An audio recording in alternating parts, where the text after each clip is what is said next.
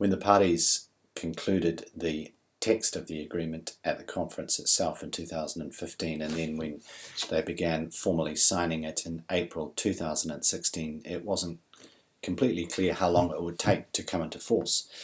Article 21 of the agreement provides that to come into force, at least 55 parties accounting for at least 55% of global emissions needed to have ratified it.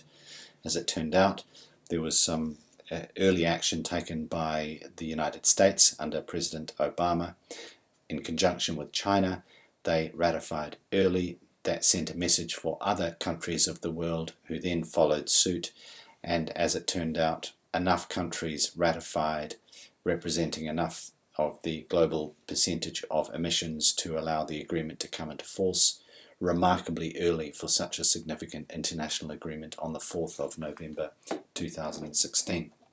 And then on the 1st of June of this year, as we know, President Trump did what he had frequently promised on the campaign trail, which was to make an announcement of the intention of the United States to withdraw from the agreement.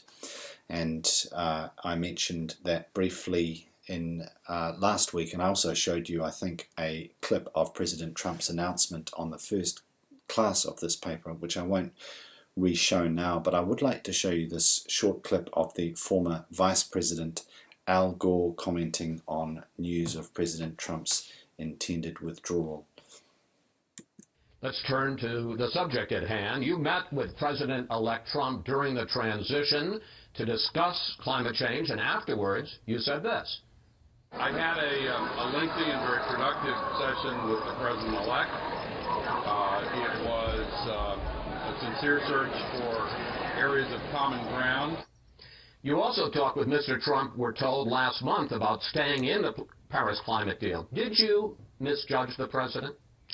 Well, I've kept my communications with him confidential. I think that's the right way to handle it, but none of it would surprise you. I did my best to persuade him it was in our country's best interest to stay in the Paris Agreement. I thought there was a chance that he would do that. I'm sorry that he made the other decision. How do you explain it?